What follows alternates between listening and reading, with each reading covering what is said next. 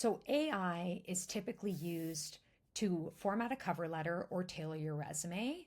This video is going to chat through going one step further, prioritizing the changes you should make based on the application and the gaps in your resume, and finding who in your network you know that can help you get pulled out of the pile that in some cases can have 700 to 1,000 applicants. So I'm Heather Gavell. I'm from Momentum Product Company, and I'm going to walk you through a job search assistant agent that we built live in our last workshop and show you some of the artifacts. So the first thing is describing pulling 6 to 8 things from this role that are most important, rewriting your most relevant bullets to match. So same facts, but in the job description language, but don't invent experience, super critical. Keep true to the experience that you have. Draft a very short, specific cover note, and then list the gaps between the role, your resume, and what you can do to address that. So that's the easy part that most people are doing. So I'm going to give a fictitious resume just for example purposes and a real job description in my area for a senior product manager. So it's going to go through and tell you what the role wants. It's a senior level PM with experience in B2B SaaS, end-to-end ownership, goes through some details. It's asking you to modify your last experiences based on the requirements for this position. So it goes through that. That's pretty easy. Nice cover letter, short and sweet. Gone are the days of the fully stacked one pager. Something quick is easy. But here's the part that's really valuable. So the gaps. So the title says product manager, but it's really a senior product manager job in terms of the scope. So you need to pull that out of your experience. Your metrics in your resume are fairly qualitative, things like improved or reduced. This is a general best practice, but in this particular position, it feels like it's really important. So they're asking you to change things like adoption and tickets to various percentages. It also says that there's people leadership needs here, and you don't have people leadership in the experience. So it's saying things like, hey, could you lean on mentoring or facilitating difficult or high tense or high stakes conversations as an example of leadership qualities, even if you don't have leadership specifically, and call that out in your resume. So if there's no reports, lean on that influence-based leadership, but don't overclaim it. And then it says commercial framing is thin. So your bullets are feature and craft focused. They want someone who's commercially minded. It's a $4 billion industry. So at least one of the bullets has to speak to retention, expansion, or commercial value of a partnership.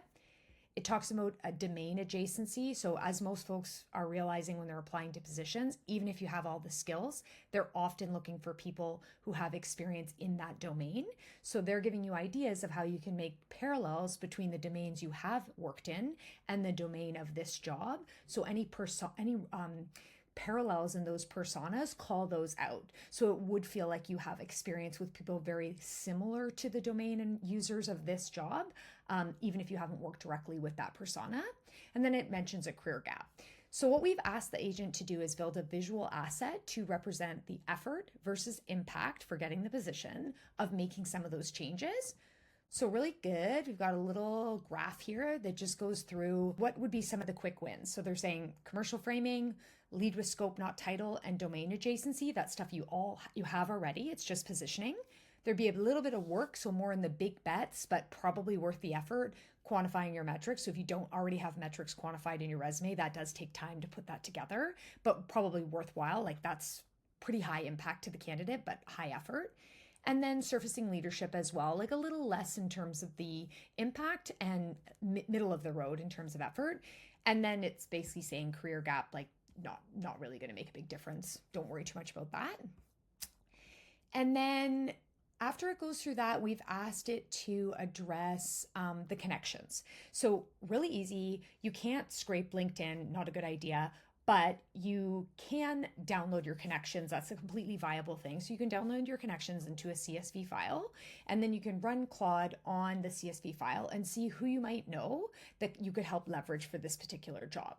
So it has gone through and it's found people, in maybe more senior positions in a slightly different group, people who are talent acquisition partners, other people in leadership in the company, people in different areas, but still at the company that maybe could speak to culture and help you understand if you're a good fit for the culture, and then you could speak to that. And we've asked it to build a visual artifact of that. So you can see here, I've just said, hey, can you make me an artifact of the connection so I can understand how they're rating on the job? So it says this person has 38 connections relevant to this position. 6 of them are inside jobber. That's the real company, but we're not really applying to that. And then 4 impact paths. And so it's basically saying, hey, direct line in, critical, these people and why. High, like this would be a pretty good referral. It'd have a lot of weight if you could get in with these. And then inside intel. So this person's in engineering, this person's a product lead, but they used to work here, and this person's in design. So they would give you some idea of how the company works, what their business processes are, what would make you successful, and then you could tailor yourself in the interviews, like based on your experience, specifically to what some of those values are. And then just like market and interview prep, it's finding another way to get a lead in. So yeah, easy peasy. Just wanted to share with you, definitely a step above just tailoring your cover letter, and can be a great way to find someone who knows someone inside the company and can help you get connected.